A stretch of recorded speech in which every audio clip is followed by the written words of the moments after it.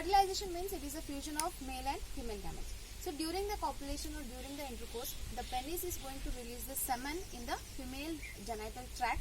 So that is here in the vagina.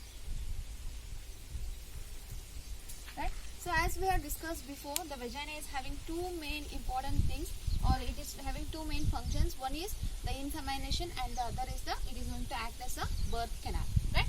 So the penis is going to release the semen here in the genital tract, that is in the vagina. So once the semen is released by the penis, so that process is called as a insemination. So the release of the semen by the penis in the female genital tract is called as a insemination. So after the insemination, the semen is released in the vagina. So once the semen is released in the vagina, the motile sperms, so they will start moving towards the cervix. So as we discussed already, so this is a cervix, so this is a uterus, this is ampulla. Here is the isthmus, uterus, and this is the cervix. Right? So the motile sperms will start moving towards the cervix. From the cervix they go to the uterus, isthmus, and then so they are going to be here in the ampullary region. Right? So why they are going to reach the ampullary region means ampulla is the site for the fertilization.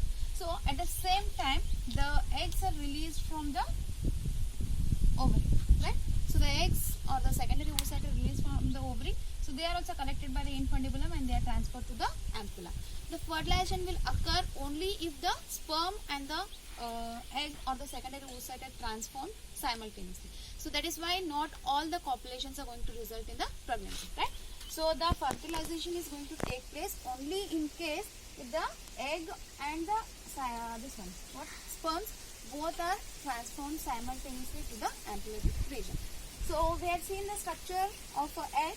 So the egg is usually circular.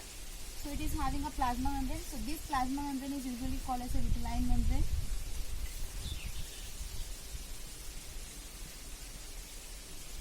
The cytoplasm of the egg is divided. The cytoplasmic content of the egg is divided into two regions. So the outer region is less dense. So the outer region is less dense and it is called as a exoplasm, or it is also called as a egg cortex. Right? So the inner cytoplasmic content which is having most of the cell organelles and the nucleus. So this region is called as a ooplasm. Right? And the thing is that here the nucleus is not present at the center, it is present at one side. So it is an eccentric nucleus. So it is present on the one side of the egg. So the nucleus, the part where the nucleus is present, so that pole is called as a animal pole. So this is termed as a animal pole. And here the opposite pole is called as a vegetal pole. Right? So the nucleus is not present at the center, so it is present on only one side. So the side on which the nucleus is present, that pole is called as an animal pole, and the pole opposite to the animal pole is called as a vegetal pole. Right? And the sperms are going to enter into the egg only through the animal pole. So surrounding this plasma membrane is a layer of membrane which is called as a zona pellucida. So there is a space in between which is called as a perivitelline space.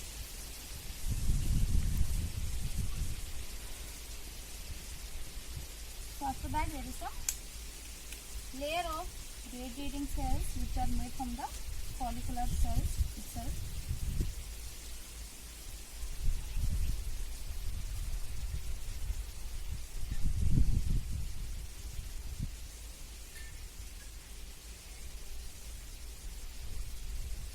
So which is called as a corona radius.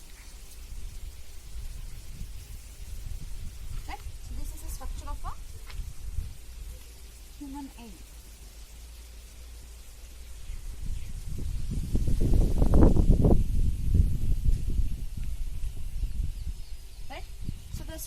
human egg is usually circular in structure, right? So it is covered by a membrane which is plasma membrane. It is usually called as a vitelline membrane. So the content of the cytoplasm is divided into two parts. So the outer content of the cytoplasm is termed as a exoplasm, which is less dense and it is having a less organelles. So in the inner content of the cytoplasm is termed as ooplasm, which is having most of the cell organelles as well as the nucleus.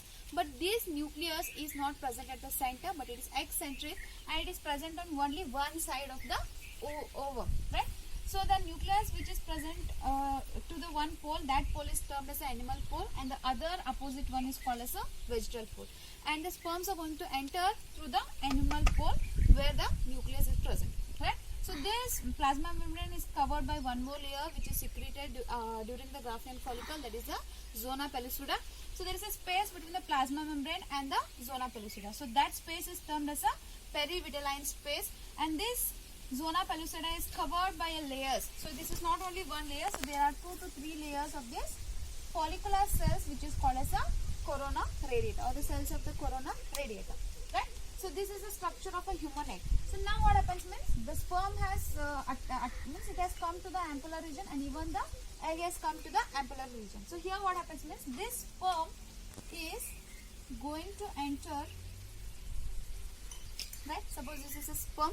So the first sperm which is coming in contact with the egg or the ovum. So here this sperm is going to induce the changes in this zona pellucida. So it is going to induce the changes in the zona pellucida such that the zona pellucida is going to block the entry of the further sperm. So that is how it is making sure that only one sperm is going to fertilize the egg. So we have seen that there is an acrosome which is a cap-like structure in the head of a sperm. So that acrosome consists of large number of enzymes. So these enzymes will help the sperm to get into the cytoplasm of the egg, passing through the corona radiata, perivitelline space as well as the plasma membrane, right? So this is how the fertilization is going to take place in the human beings, right? So during the fertilization what happens means the entry of the sperm is going to stimulate this secondary oocyte to complete its second meiotic division. So as we discussed yesterday, so suppose this is a secondary oocyte which is present inside the egg. So once the sperm come in contact, or once the sperm enter into the cytoplasm of the secondary oocyte, so this secondary oocyte is going to complete its second meiotic division. So it is going to complete its second meiotic division, and it is a unequal division, right? So it is going to produce a second polar body and one large functional egg or ovum, so which is haploid, right? So even this is a haploid cell, right? So this secondary oocyte, on entry of the sperm, it is getting stimulated and it is going to complete its second meiotic division, giving rise to two unequal daughter cells. So one small second polar body and one large functional egg or the ovum, right? So what happens in the fertilization means there is an insemination, that is the semen is released by the penis in the female genital tract, that is the vagina. So once the semen is released in the vagina, so the motile sperms will start moving upwards to the cervix. From the cervix they go to the uterus, and from the uterus the isthmus, and then the ampullar region, right? So they are going to reach the ampullar region because it is a site for a fertilization. In the same way, so the eggs which are released by the ovary, so they are collected by the infundibulum and they are transformed to the ampulla, right? So the fertilization takes place only when both the egg and the sperm are simultaneously transformed to the ampullar region. If not, there is no fertilization. So that's why not all the copulations are going to result in the fertilization. So here the egg is having the coverings, that is the corona radiata as well as the zona pellucida. So the sperm is going to enter through the animal pole. So once the sperm, so the first sperm which is going to enter into the plasma membrane or the zona pellucida, they are going to make the changes in the zona pellucida so that there is no further entry of the sperms. They are going to block the entry of the other sperms so that only one sperm is going to fertilize the egg. So after that what happens means this is going to induce, or it is going to stimulate the secondary oocyte to complete its second meiotic division, which is going to give rise to the egg. So as I said you yesterday, without the fertilization or without the sperm coming in contact, the secondary oocyte can't complete its second meiotic division. So that's why the fertilization is necessary for the secondary oocyte to get converted into the egg or the ovum, right? So this is the fertilization. That is a fusion of male and female gametes is called as a fertilization. So Now once the sperm has entered into here, so suppose if the sperm has entered breaking through this, so it is going to release a nucleus. So the fusion of male and female gametes is termed as a fertilization. So this is termed as fertilization. And now this cell with the both male and female nuclei, right? So the male gamete and the female gamete are fused here. So the fertilized ovum is now termed as a zygote. We'll see how this zygote is implanted in the uterine bud, right?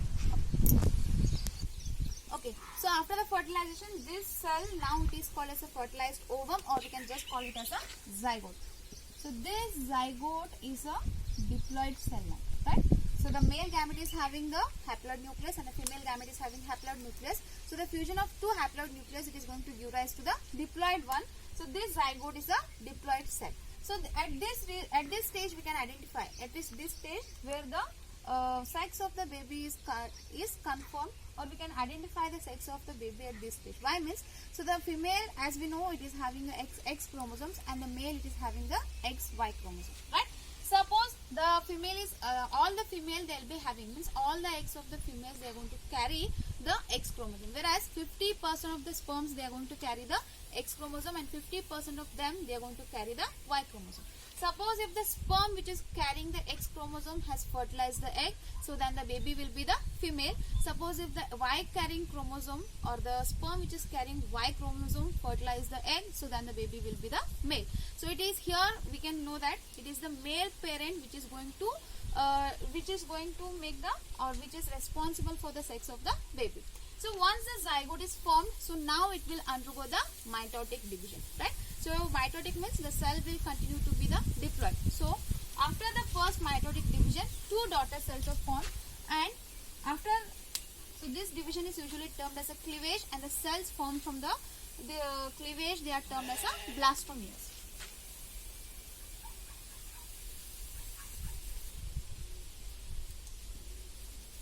So this is a two cell stage. So then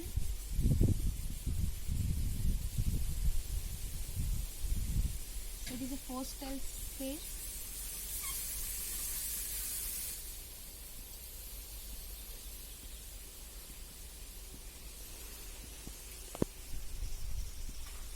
This is two cell stage, 4, 8.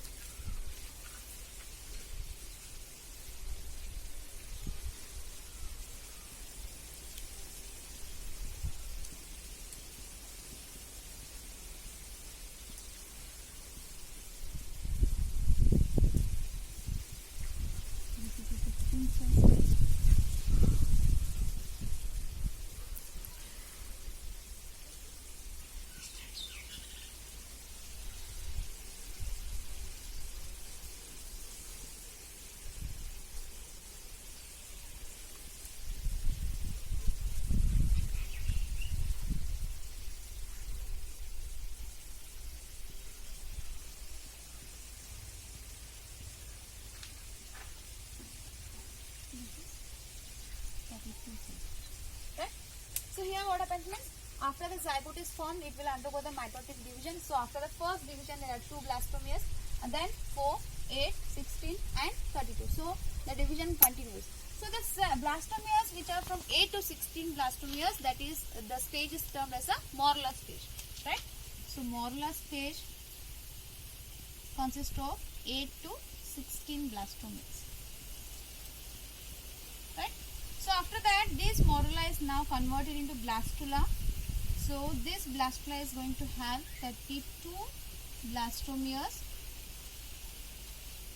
and this blastula is converted into the blastocyst. So what is the difference between this blastocyst and a blastula is that, so blastula is a thing which is having the 32 blastomeres, whereas the blastocyst, in a blastocyst the blastomeres are arranged into an inner layer and the outer layer. So this differentiation of cell is termed as a making the blastomeres to be termed as a blastocyst, right? So this is a zygote.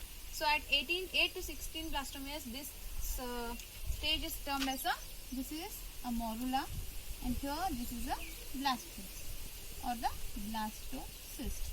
So after 32 cell stage, it is termed as a blastula. And here why it is termed as a blastocyst means, so the blastomeres are arranged as the outer layer and the inner layer. So the outer layer of cells, it is termed as a trophoblast. So the outer layer, the blastomeres which are present in the outer layer, so they are termed as trophoblast, and the inner layer they are termed as a inner cell mass. Right? So the trophoblast, they are going to help in the implantation. So their function is to get implanted. So they are going to help in the implantation, and this inner cell mass will further divide and it will get converted into the embryo. Right? So these are the different stages after the zygote start dividing. So once the blastocyst is formed, so it is going to attach to the furrow of the endometrium wall. So the trophoblast is going to attach to the endometrium wall, and the inner cell mass will go into the embryo. So once the trophoblast is attached to the endometrium wall, so the uterine wall will start dividing and it will cover the entire trophoblast. Means the blastocyst is embedded in the uterine wall, and this process is termed as a implantation. So implantation means what? The attachment of the blastocyst to the endometrium wall is termed as a implantation. So this is going to lead further to the pregnancy. So that we are going to study in the next class. Thank you.